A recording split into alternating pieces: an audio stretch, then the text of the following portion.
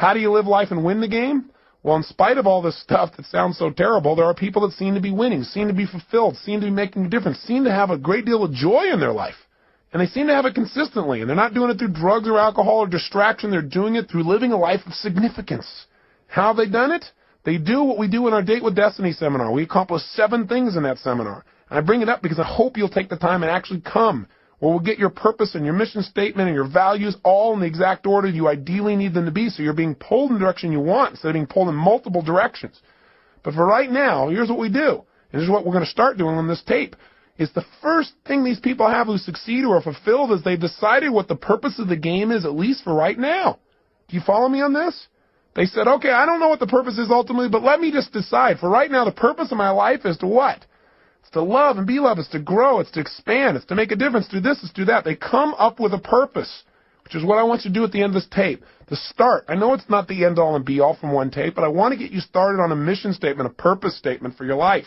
You got to have that. If you don't at least have a target, if you don't know what the goal of the game is, you don't know what to decide to do. We have all these choices, all these opportunities. So you don't have to choose between something that's good and bad. You have to choose between something that's good and something that's great. But if you don't know what your purpose is, if you don't know what you value most in life, you can't make an easy decision. All decision-making is value clarification. See, if you don't know where you're going, then you can get there by any road, because you're not going to know the difference. You know, everything looks like a great opportunity. One of the biggest challenges in life is choosing, focusing your life, deciding what to spend your time on, what to spend your energy on. Having a clear purpose allows you to do that. The second thing you want to do to make your life work, and those who succeed do this, is they have fewer rules.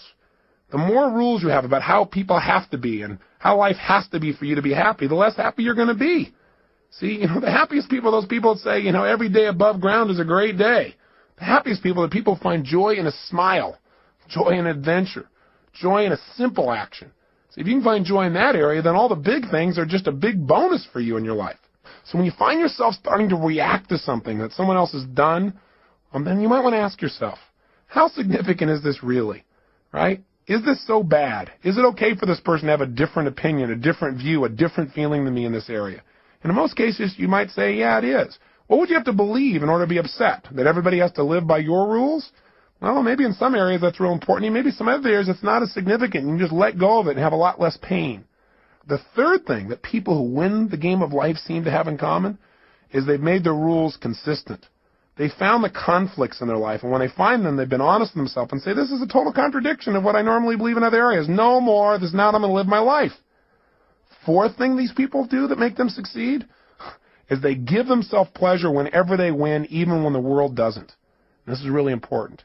You got to realize that sometimes you'll do everything right and you won't get acknowledged. So what? Acknowledge yourself.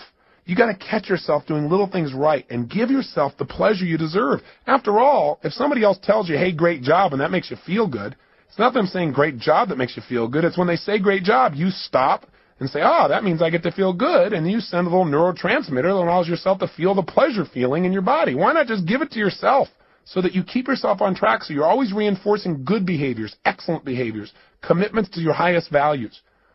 Fifth thing these people have in common is when they screw up, when they don't do things right, when they violate their own values, when they violate their own sense of purpose in life, they give themselves a short burst of pain. They say, hey, this is not who I am. I stand for more. They don't wait for the world to have to give them pain. That's why they're on track. The sixth thing that these people that win have in common is that they know that everybody in life has different rules, and so when they get in a relationship with people, they know they've got to have other people in their life to help succeed in a particular area, they try to find out their rules. Because if you know what's most important to people, if you know what their rules for life are, what their musts are in life, it's a lot easier. And lastly, people who succeed in life, they've learned that life has a purpose, but they also at the same time don't take life too seriously. They don't take themselves too seriously. What's that old funny metaphor? Why do angels fly? Because they take themselves lightly. Right? The bottom line is we've got to look at life in a different way.